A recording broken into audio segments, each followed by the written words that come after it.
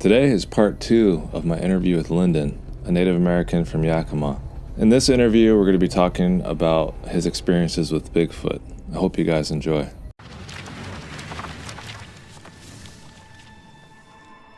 All right, now we're doing part 2, and we're going to be discussing Bigfoot, which is a completely other topic than little people. Where do you want to start with the Bigfoot discussion? Right on. So first I'm going to start with my first-hand experiences, and then I'm going to go to what my brother has seen. So I'm going to directly stick with family. And in telling those tales, I'm not going to give exact names, just out of respect. But I'll just kick it off with my personal experiences. About 2 years ago, I decided to hitchhike into the woods and really just live an adventure. So I had a kitten with me at the time, but basically I had hitchhiked from Yakima to the Columbia River and then into Mount Adams, the mountain range. And up there I had spent time with family, and then they had left and I was in the woods by myself. My phone wasn't charged. I am not glued to my phone 24/7, but what I initially, in meeting my family up there, I woke up from a nightmare where I was I just yelled kind of no in my sleep, and I was going through an internal struggle. But shortly after that, my aunt had dogs in her camp, and they started to go crazy, and I could hear something coming closer.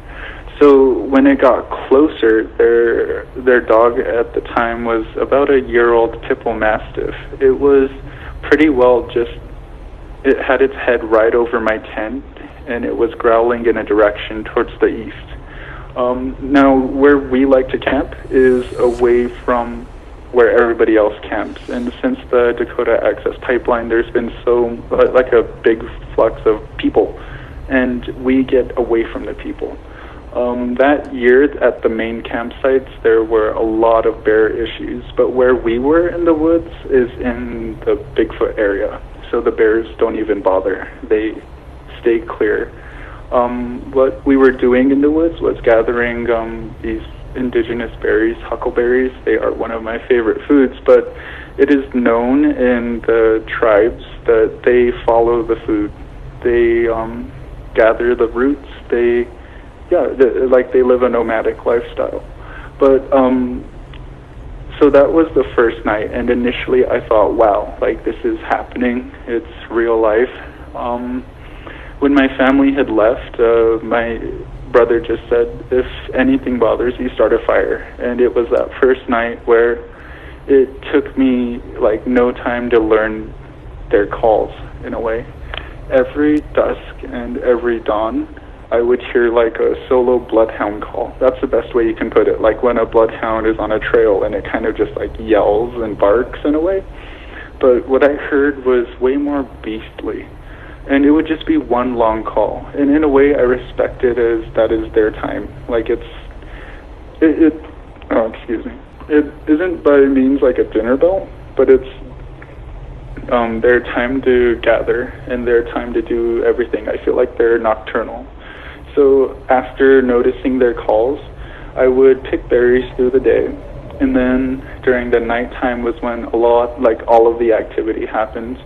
Now, one of the things I would notice is if I headed towards the east picking berries, I would hear loud body impacts.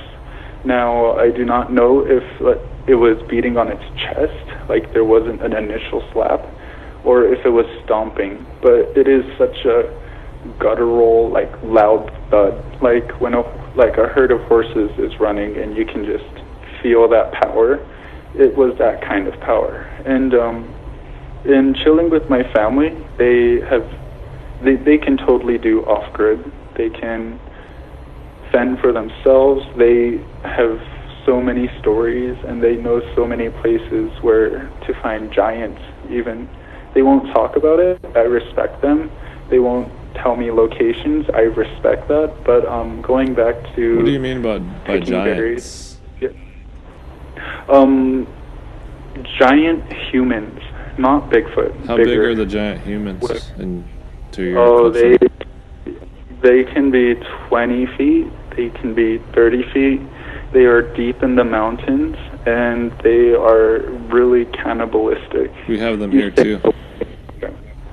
Dude, that's what's up, man. Like, there is so much out there. I know and where there's where skeletons are. Yeah. There's actually a place where a giant fell in Yakima, and every time we drive by, we offer a prayer and acknowledgement because he was friendly with the tribes. And where he fell, he was, I believe, like 15 feet tall. That's the same height as the one that was friendly to the tribe here that I know about, and they buried him when he died about 200 years ago, and they know where the burial site is. Wow, man. That is wicked cool. There's so many similarities, and it like, I guess being native, it isn't taboo to talk about. Like, it is so easy to share stories, but where my aunt has seen them, she really just says, like, you don't mess with them, you stay away from them. And when she they'll kill you, would explain and they will eat you. And what she explained with Bigfoot is, like, people want to have this hippie communication where it's like, we understand each other and we can be friends and this and that. And she is like, no, Lyndon, they are always going to be wild and unpredictable. Just like taking a wild animal out of the habitat, you can never take the wild out of the being. She's like, people want to be friends, people, like, that's cool, but that isn't how it goes. That is not how Mother Nature tailored them to live the way that they live. So picking berries in a certain direction, I would hear these body thumps, and I knew automatically, like, respect. You get away from where they're telling you. So what was really interesting was picking berries throughout the day, and this kind of ties in with like little people or something just playing tricks on me, because I would pick some of the best berries, and I would leave some for, like, I would never pick a berry plant all the way. But for whatever reason, something would always throw these little tiny berries that I would never pick. I would let the plant grow, and I make a point to stop and breathe with the wind and thank each and every plant and have respect for everything around me. But also caring for my kitten at the time, she was about 2 months old, and I feel like the Bigfoot really seen my protective instinct with my kitten. It was like I would be picking a bush and keep eyes on her, and she would play and fall asleep. I would watch out for birds, but in going kind of above and beyond, I feel like they will watch each and everybody's like how you move in the way about you. If you're breaking limbs, if you're busting trees, if you're being disrespectful, they see that and they acknowledge that. Growing up, my mom always told us, like, you never follow voices because they can mimic, like, your mother's voice or your sibling's voice or a puppy or a baby crying even. She's like, you never follow, you always stay within eyesight of everybody in the group when we pick berries. So there was that growing up, and there was also, like, never being afraid. So when my whole family had left down, it was supposed to be an overnight trip, but it extended into about 4 days, and it had gotten to the point where I was hoping that each car that drove by, which were far and in between, I quickly noticed that every time a car went by, it was almost like the noise of the car gave them the ability to move along the forest floor quicker. And I hear them far more cat-like in a way in their movements, like a freaking 1,000-pound jaguar, if you will, having the ability to stalk and creep in the night and just move quickly. But the next morning, after observing how many sticks were breaking, I went to the road just to check it out, and there were no broken branches. There's nothing out there. And I just thought to myself, they must be moving quickly with the cars. Now, they observed me, and I would like chew seeds and just take my cat with me. And one day I had stopped and I played the ukulele for a little bit. Then a hummingbird flew around me, almost just investigating the noise. And shortly after that, something with deadly precision threw a tiny pebble, and it hit a tarp right next to me. And I took that as you don't be loud in the woods. You don't break things. You don't yell around. I mean, I understand like bears and like safety and everything, but just the way that we are brought up is you don't be loud. So that evening, when I heard the calls, there was actually a call that was, I really want to say, about 5 miles away.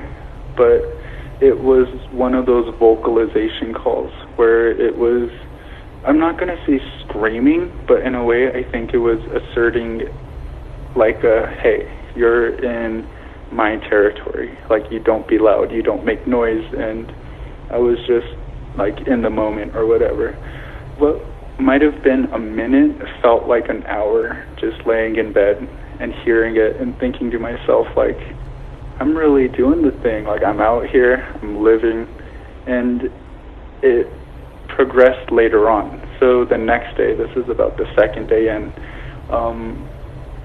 I remember observing this white hornet that would like sting yellow jackets and carry it off. I was marveling at it. Like, I was just kind of paying attention, and like a day coming back after picking something, and I don't know what it was. Something got through 2 of the zippers to get into my bed part of the tent, and it placed a fully intact wasp that I was watching. It was a giant white wasp, and I just thought to myself, like, something, and I feel like one of them really was kind of just watching me, and it might have been the sentry, like the day one that keeps people away from where the family rests. But I just found that so crazy, and it was placed right in the center of my pillow, and it just kind of made me think the odds of one of those exact wasps flying into my tent, and I close my tent every time, but for something to place it there, it was just kind of crazy. Now, going to the last night of me being by myself, in the morning dew, my pants had soaked, so I had hung up this clothesline, and I would start fires when things would get too close. My brother had left his dog, and she would bark, and I would get up, start a fire, let it die out, and the last day something got really close, and my brother's dog really loves him. I let my brother borrow my cot, and I remember hearing her jump off of the cot. She was inside of the tent, and she was able to leave, like go to and fro when she wanted to, but she froze right inside of the tent.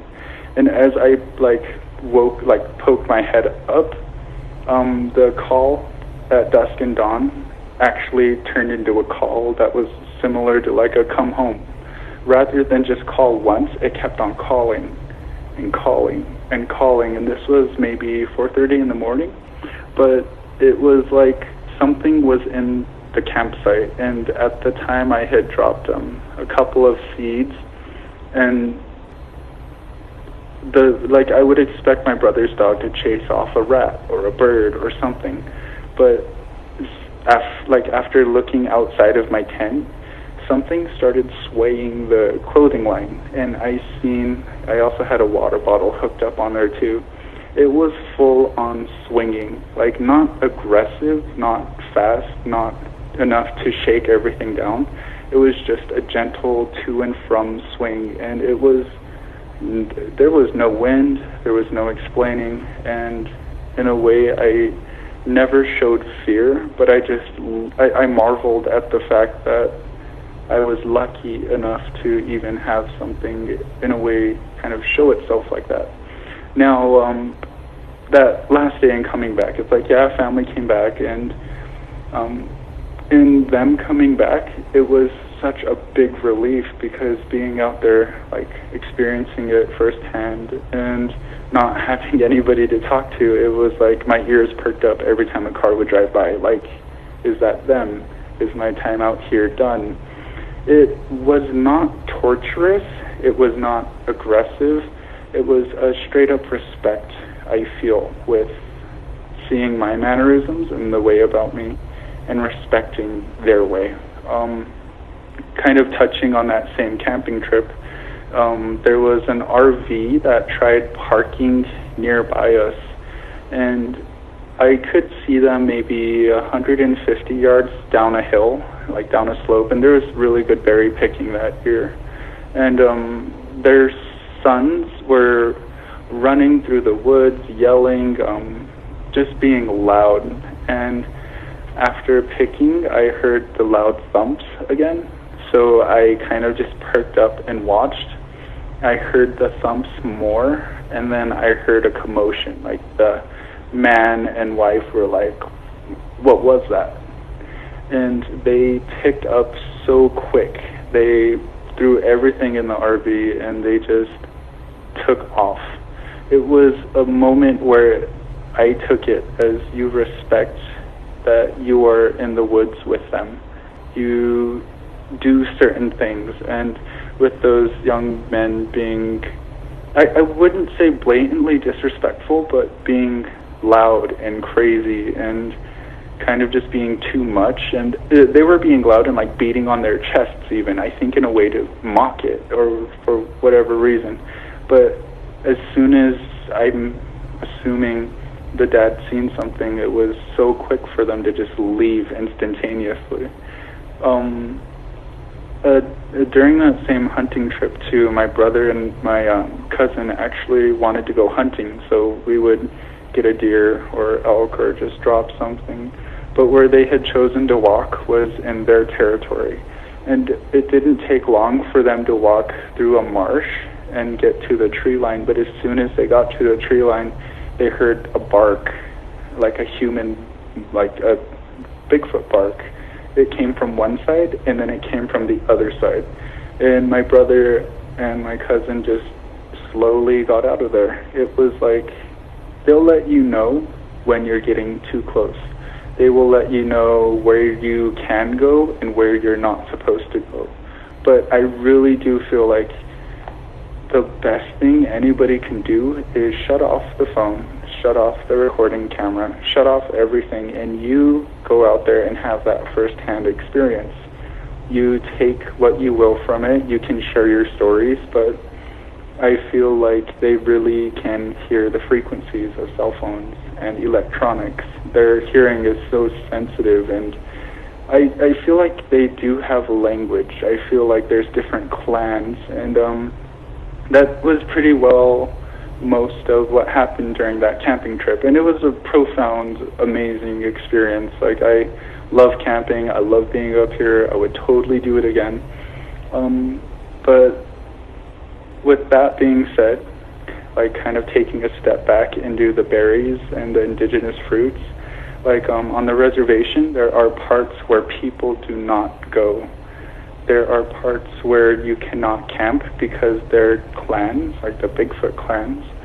Some of them are more lenient with putting up with humans, but there are others that will like mess your stuff up. Like, they will sabotage your camp, they will break your tents, they will make it known that they don't want you there. Now, interesting family stories that I've heard during the same time, and it's about mid-August, and it really is beautiful up there, but there's like adolescent ones, and I feel like the adolescent ones that choose to show themselves and the ones that are seen mostly, they make a point to be seen. If they didn't want you to see them, they would hide away, and they're really good at that. But this one year, there were adolescent ones that were getting out of hand to the point where they were messing with so many people's camps, and you would hear people like at different camps like yelling, get out of here, go away, we're not bothering you, leave us alone. And I think they kind of just poke fun at how humans react. Like when people really freak out and show fear, like that is giving them the kind of like laughter aspect of like, look at this one freaked out, he did a flip or whatever. But let's see. So berry picking on certain parts of the reservations. There's even a ranger station up there that has been like beat to cuss. Like the rangers left.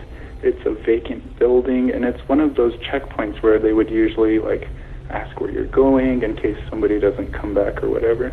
But there's giant rocks thrown at it. There's impacts. There's like logs that are blocking the door, and you can tell when a person has barricaded a building. It's very obvious. But this was like a full-on launch of an assault at this ranger station, and it's still vacant today. Damn, that's crazy. And like going into the woods, you're not afraid, but you're respectful, because they can rip your head off of your shoulders. They can launch trees and stick you like so easy with deadly precision. But they know that would cause more people to show up, and more people, and eventually people ruin everything in a way. So like the spots that I have in mind that I know are so full of activity, it's like I wouldn't share those with anybody. I wouldn't take pictures. I won't take pictures. I'm out there for the experience, the first-hand, in the moment present. Like, it is real. There is so much out there that science wants to find out, and that's the biggest why this, why that. I have to know this because of this. But it feels like your reasoning is like you choosing to talk about little people and Bigfoot. It is something that should be respected and known about, and people should not be ashamed to talk about it. But yeah, kind of going to my brother's experiences with Bigfoot now, I feel like they have a liking to him in a way. He's seen some pretty like gnarly stuff out there. Like to this day, he is like deathly afraid of werewolves. Like there is something about them that has traumatized him. And I remember that time we were hunting, and he was down on this riverbank, and I was like about halfway up a hill, and we would just fan out through hills and walk miles. And we were about 7, 9, 13, and there's 5 of us cousins. But he seen a pack of giant wolves, and he cannot even look at werewolves because he said they were humanoid, but they were big, like so big that it freaked him out. And he said in seeing them run, one of them made eye contact with him. And at first I was just like, bro, like you gotta calm down. And he was like terrified. He couldn't speak. Yeah, and he couldn't speak full sentences. And in asking some family about his experience, they said they are out there. There are giant, well, I guess dogmen totally makes sense, but my cousin had explained that they look just like sagebrush and they eat wild horses. Horses are not indigenous to the Americas, and they, at times, their numbers can grow so big that it will affect the natural balance, and I think in a way the dogmen are counterbalancing that. Now, I don't know if it is tied in with natives and shamanism. It's one of those things where I am curious about it. I believe in it. I totally respect it, but I also feel like when it is time for me to see such things, it'll happen. I'm not pushing for it. I'm not manifesting anything. I'm just ready for the curveballs that life has to show. Going to his stories, he's legit seen Bigfoot, like full on. like holding on a branch of a tree, or at nighttime when he's sleeping on the van, like during the berry season, he has felt the impact of it poking the glass. He has seen one in a hillside just staring. There was a time where we were together and we were walking through this road on the reservation, and we could see downhill, and there was something large. I legit want to say it was about like 10 feet tall. It was so big and brown, and it looked crazy. Like seeing it so far, it was walking, and then it went behind a tree, and it just stopped. I was gonna throw up a rock and throw it into the creek side, because that's how we would scare game out, so we can get a shot, like deer or whatever. But my brother just stopped me, and he's like, let's just keep going. And it's like, yeah. I mean, no sense of adventure. I felt like he was being a bummer, but he also had that respect aspect of leave it alone. And yeah, I would say he's a really good confidant of mine, and he sees things. I can see things, but it feels like more is shown to him. Like just like Bigfoot wise. He's seen like an angel creature. He's seen like so much that his stories are his stories, and that's what he lives with, is being able to see it, and it shakes him up. It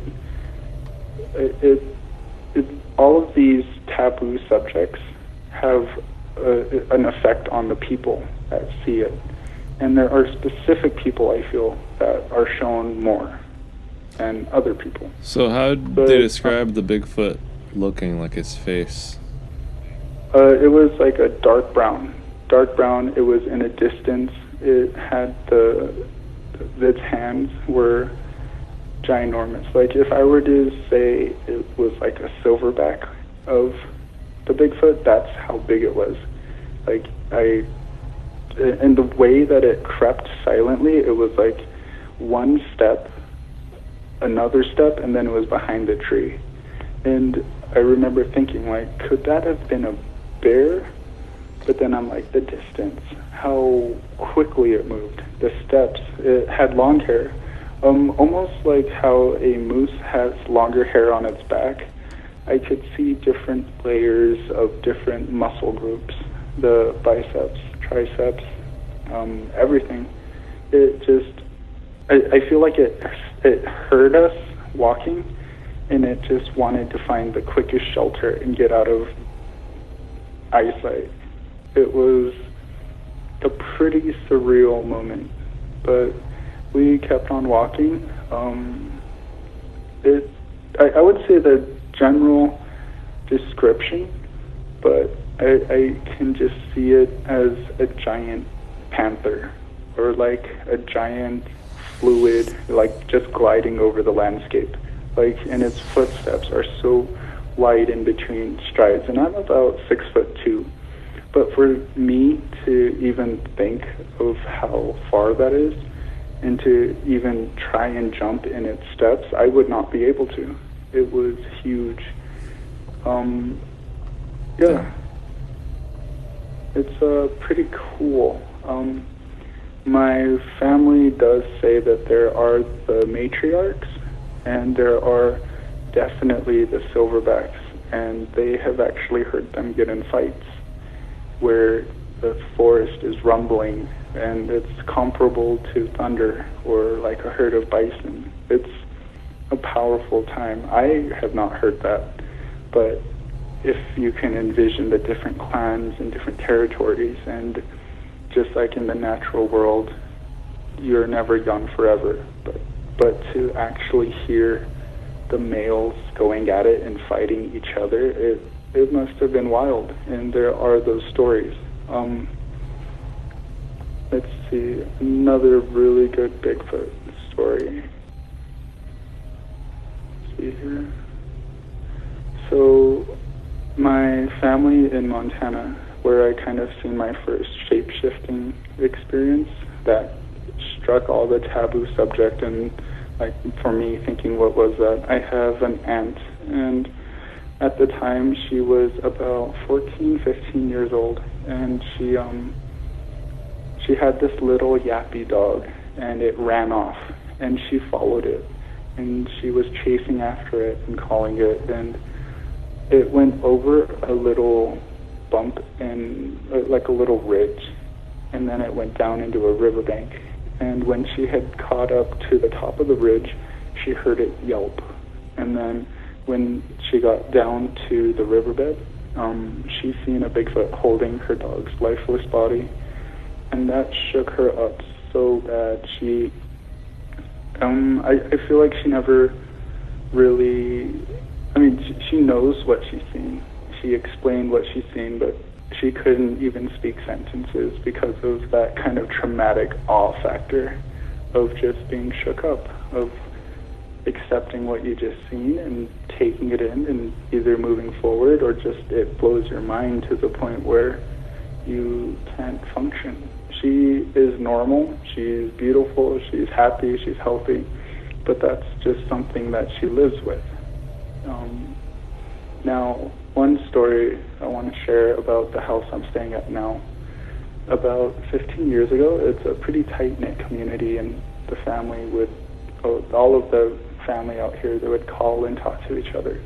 But just where I'm at, there's an old foundation where a house was being built, but it was halted because the land is sinking.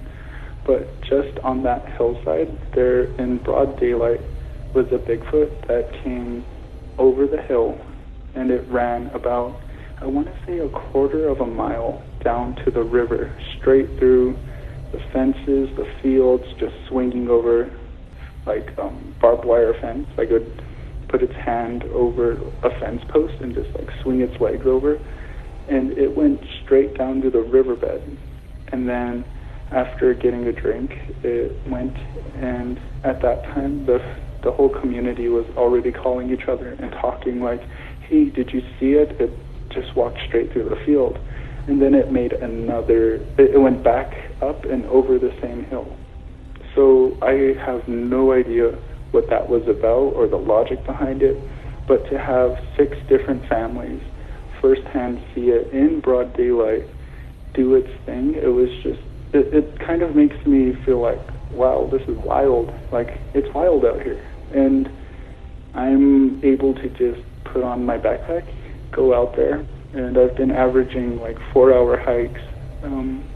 I try and go pretty far, and I'm trying to get my trails going to where the ground lays down. But yeah, I've been doing some hunting up here. I have seen different formations in trees, and of course the twisted branches and the broken branches. But one of the things that my aunt told me is, if you see a twisted branch, you are already around their areas and they're already watching you. If you see more branches piled on a game trail, you stay away from there. But the thing that you totally stay away from is when a tree is turned upside down and it is in your way. I heard that piece where you had interviewed, I believe the man who says that he can communicate telepathically with them, and the reasoning is to confuse the deer because they follow their trails in the most obvious and easiest route to take. But my aunt fully just said, like, a tree upside down is one of the worst things you can experience, and I personally haven't seen that. I heed a lot of their warnings. I've had some close run-ins with when they are close, and it does shake you. It is kind of like, how mentally prepared are you for it? But there's other stories on the reservation. So like a story I want to share is this like car full of 3 young guys on the Yakima Res. They wanted to drink and drug on the reservation. And that's one of the biggest no-nos, just out of respect for the land and everything. You're pumping your body full of unnatural, really, things. I mean, weed might be natural, but other drugs, you know, like it's so much chemicals really. But anyways, the men, they parked the car and they were drinking and drugging, and then there was a flock of crows that flew around them, and they were cawing and just like really just like warning them. The flock of crows flew away, and shortly after that, the guys got out of the car, and what they seen was a Bigfoot with a really big branch, like a sledgehammer, or like a really big bat, basically. It had this limb, and it started screaming at them, and it was smashing the limb on the ground, and it ran around their car, just hollering at them, and in a way, not shunning them, but disciplining them in a way, like scaring them so hard that after that incident, they did manage to all get away, but the men had to get preyed on for like 3 days straight, consecutively. Like they would have nightmares, they couldn't sleep, every time they would close their eyes, they would relive the horrific screams, and they would see it. And in a way, it was like punishing them for making those choices to do what they were doing. And it could have easily been avoided had they not drank and drug like up on the reservation. But that's where I view the Bigfoot as keepers of the land, of having so much knowledge that we can only fathom nowadays. But yeah, where my tribe is from is actually from Wyoming, and I heard a story from my cousin when her family would come up to Washington and visit. But there was a story of like when flip phones were recording and stuff. There was another group of partiers, and they had 4 cars, and they followed each other into the woods, and they were drinking and drugging, and one car had this guy in it, and by that time, I mean, you could imagine just a 4-car full of people just drinking in the woods. A Bigfoot came out of the woods, and it ripped their car door off. It grabbed the man, ripped him out of the seat.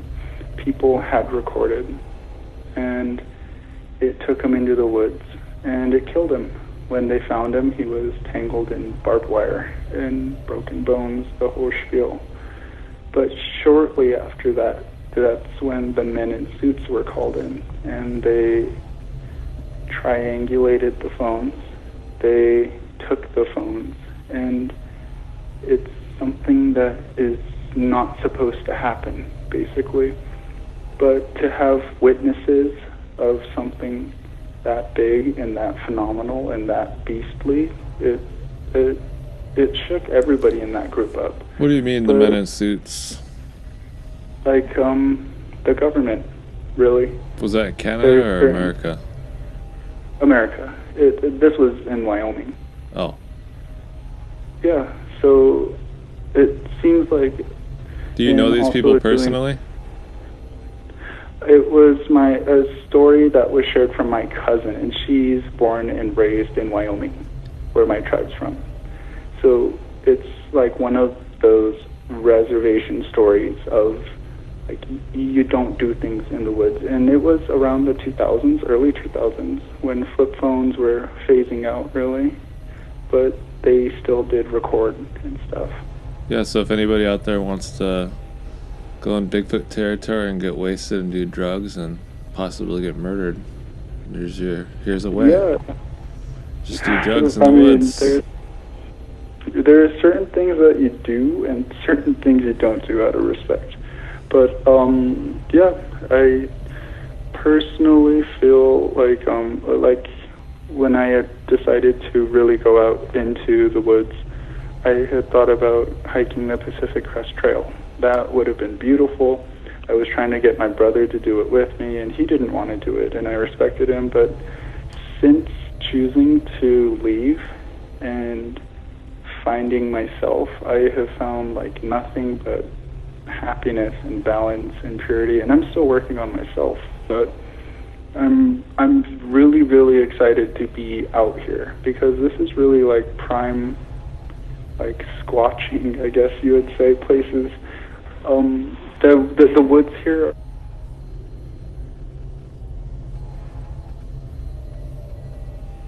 Hey, can you still hear me? It seems like you cut off. Hello? Can you still hear me?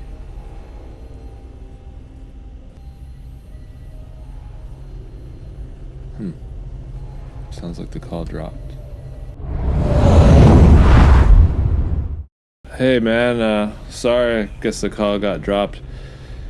You're in the middle of a sentence about something in the woods.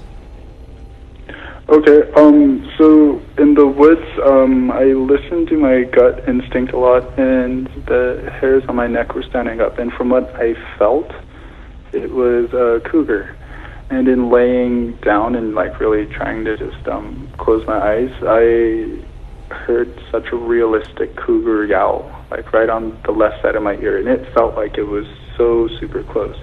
Now, when I'm alone in the woods, and like the time I was camping and so going to where I was 4 days by myself, when something got really, really close at night that first time, and when the dog was going crazy, I called on to just an owl spirit to really watch me during my sleep. And since calling on and thinking and putting that energy out there, nothing bothered me that close. But I totally believe in putting good thoughts out there and not having any kind of malevolent thoughts. And being human, that's hard at times, but being out in the woods, there's this really, really cool vantage point where I can just see the Canadian Rocky Mountains, and then just heading up the road, it's right into the Kananaskis mountain range. But hopefully, I'm really wanting to get out there more.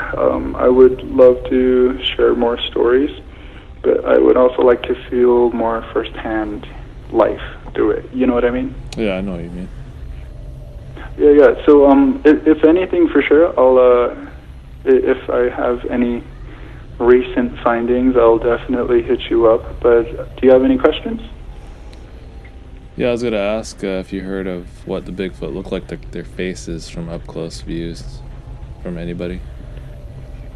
They, from my grandmother, so down in Washington State, where the housing was, so it's not quite the reservation there, it's just a little housing place that's mostly native.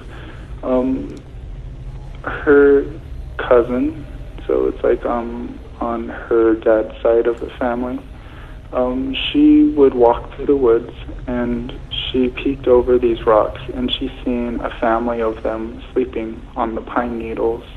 And come to find out, all those kids would play there and build clubhouses and everything. But when she seen them, she described them as human features.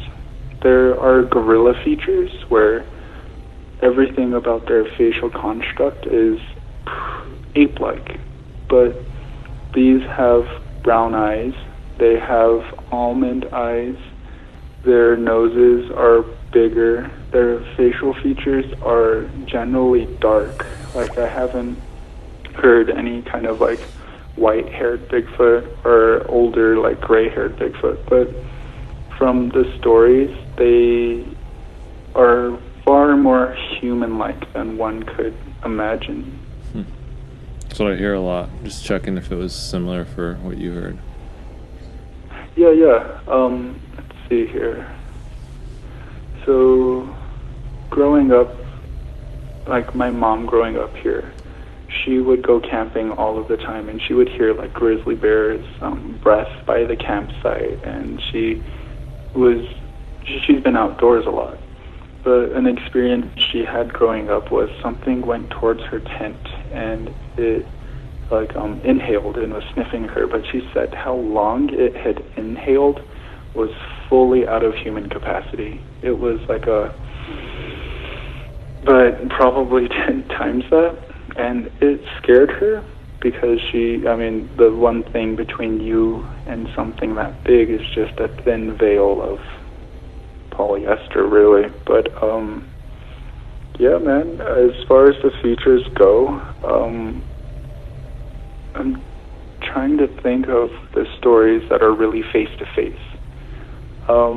Generally they don't like, it's never really straight up face to face. When I was doing my time alone and when my family came back in the woods, I made a point to roll the windows down and cruise through the woods and observe if we ran over sticks or logs in the road or anything. But in looking out of a window, I caught a glimpse of something that was dark, but it snapped a branch just as we were driving by. And I don't know if that was a form of communication or if it was letting me know that it sees me or what it was. It was standing there, and the bush is really thick up there, so I couldn't it wasn't a good vantage point. It was just a flash of darkness where there shouldn't be darkness. It's like, and I learn a lot of the different trees, like just the shapes, how they grow, where they grow best. If they grow exceptionally tall, I kind of wonder why. But what I seen was a distinct 8-foot being, but it had a branch in its hand and it snapped it. So there was that instant, but it wasn't a clear look in its face. What kind of supernatural abilities have you heard about the Bigfoot having? I've heard of their ability to be so close in front of you, but they have a veil where you cannot see them, where you can smell them sometimes if they want to be smelled, and other times you can't smell them at all. Their supernatural abilities, as far as telekinesis go, I haven't heard anything of that nature. I feel like they can do that and talk amongst each other, but let's see, I would think their medicine and how strong they are allows them to be within 10 feet of you, within 5 feet of you, and you would have no idea. I think it's a veil that they put on your eyes.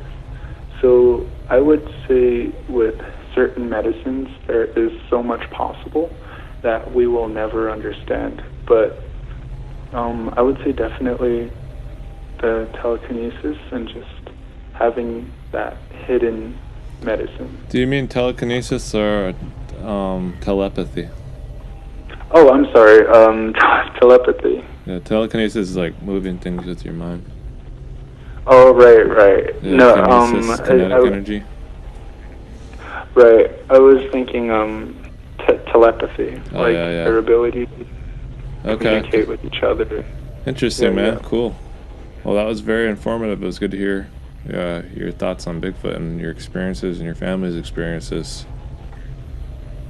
Right on, man. Yeah, thanks for sharing stories and giving feedback. And again, if anything, I'll let you know if I find something interesting, and if you have any questions, or if you want to maybe...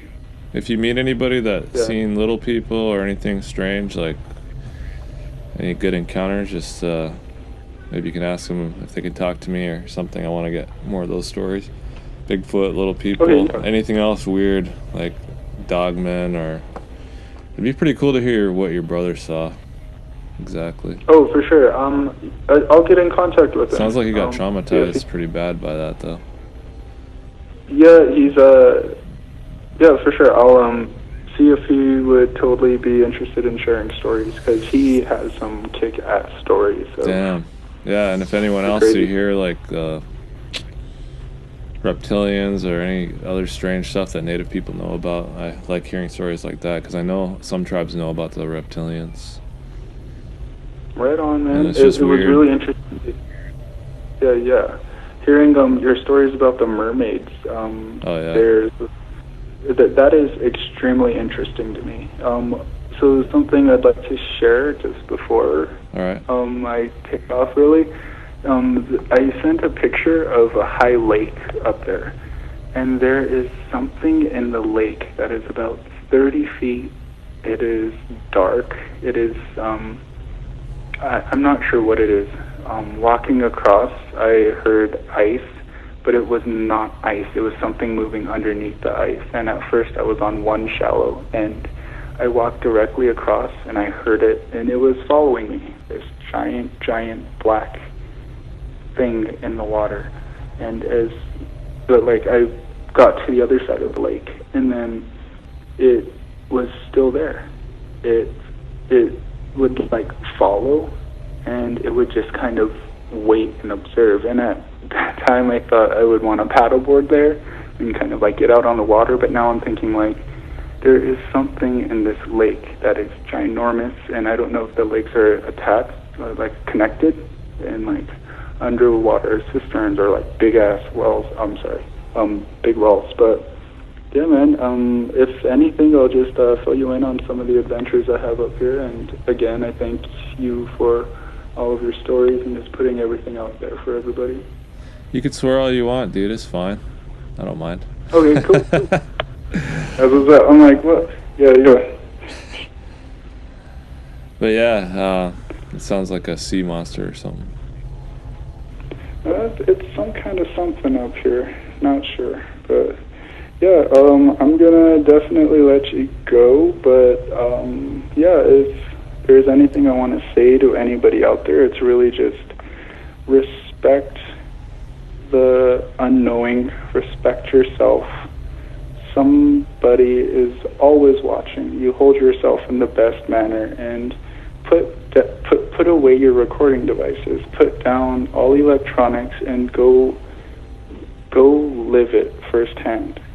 Because I think there will be way more success in doing that. But yeah, thanks for the interview, man. Yeah, no problem, man. See ya. Yep, see ya. Alright guys, as I said, one video a week. I'm releasing this one on Saturday because I tried to record the intro and outro, but I messed up. I didn't plug in my mic properly, so the audio was horrible, and I had to redo it. If you guys want to support the channel, don't ask me like, hey, can I share your video? Just share it. Share it, tell people, whatever. Help spread the word. I really like covering stories about little people. I'm interested in hearing more about disappearances or anything to do with anything strange, like a humanoid or something, and time distortion or disappearances, like glitch in the matrix type stuff. So if any of you guys have any of those kind of stories, hit me up at Xenohuntersinfo@gmail.com. Till my next video, which will be sometime next week. Så kan vi talk. See you guys.